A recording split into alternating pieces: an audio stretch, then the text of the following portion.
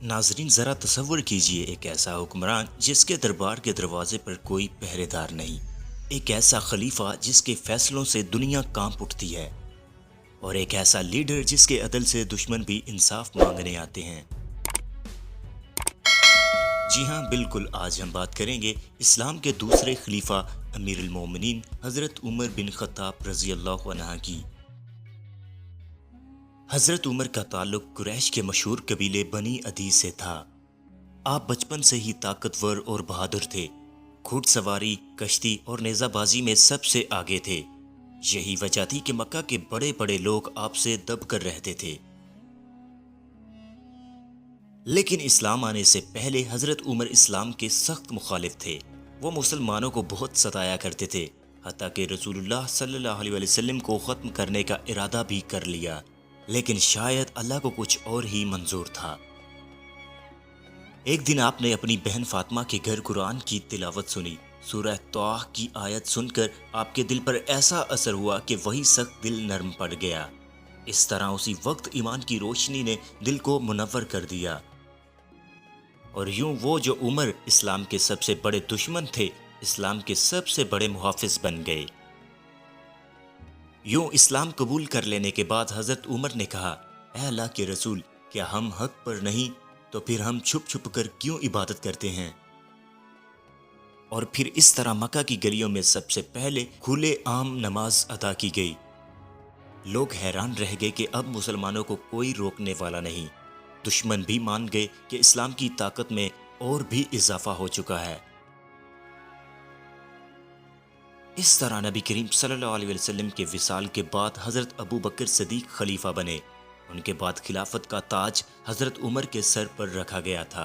यह 23 अगस्त 634 ईस्वी का दिन था। हज़रत उमर के दौर में इस्लामी सल्तनत अरब से निकलकर ईरान, शाम, मिस्र और यरूशलेम तक फैल गई थी। कैसरो कुसरा जैसी बड़ी सल्तनतें इस्लाम के सामने झुक गई थीं। लेकिन याद रखिए, ये फतूहात सिर्फ तलवार से नहीं बल्कि अदलो इंसाफ से हुई थीं। हज़रत उमर की सबसे बड़ी पहचान उनका अदल था। एक मर्तबा एक यहूदी और मुसलमान का झगड़ा आपके सामने पेश किया गया। आपने फैसला यहूदी के हक में किया क्योंकि वो हक पर था। इस पर आपने फरमाया, अगर फरात के किनारे एक कुत्ता भी भूखा मर गया तो उमर से सवाल किया जाएगा। यूं ही एक रात आप भेस बदल कर मदीना की गलियों में निकले। एक बेवा का घर देखा कि बच्चे भूखे हैं और मां हांडी में पत्थर डालकर पहला रही है। आपने फौरन बैतुल माल से आटा और खजूरें लाई, खुद कंधे पर डाला और कहा, ऐ उमर, आज तेरी रियाया भूखी है और तुझे अल्लाह के सामने जवाब देना होगा। ये थे वो उमर जिनके अदल की गवाही खुद दुश्मन भी देते थे।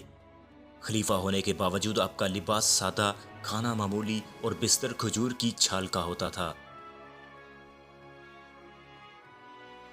जब रूमी बादशाह का सफीर आया तो उसने पूछा, तुम्हारे खलीफा कहाँ हैं? लोगों ने कहा, देखो वो मस्जिद में सो रहे हैं।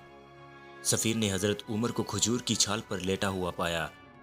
हैरान होकर कहा, अदल किया तो सुकून से सोया, वरना कैसरो कसरा के महल भी उन्हें चैन न देते थे। 26 ज़िलहज 23 हिजरी को आप नमाज फजर की इमामत कर रहे थे। एक मजूसी गुलाम अबू लुलु ने खंजर से वार किया। आप शदीद जख्मी हुए और चंद दिन बाद शहादत पा गए। हजरत उमर की कब्र नबी करीम सल्लल्लाहु अलैहि वसल्लम और हजरत अबू बकर सिद्दीक के पहलू में है।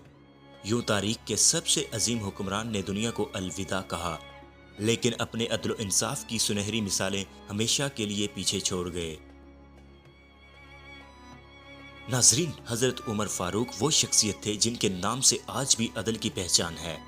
दुनिया के बड़े बड़े हुक्मरान उनके इंसाफ और सादगी से सबक लेते हैं। अगर आज दुनिया में हजरत उमर जैसा हुक्मरान हो तो यकीन कीजिए, ना गुर्बत रहे, ना जुल्म, ना इंसाफी। अगर आपको ये वीडियो हमारी पसंद आई तो चैनल को सब्सक्राइब कीजिए, लाइक कीजिए और शेयर ज़रूर कीजिएगा। और कमेंट्स बॉक्स में फ़ारूक आज़म लिखें ताकि हमें मालूम हो आप भी उस सुनहरी दौर को याद करते हैं।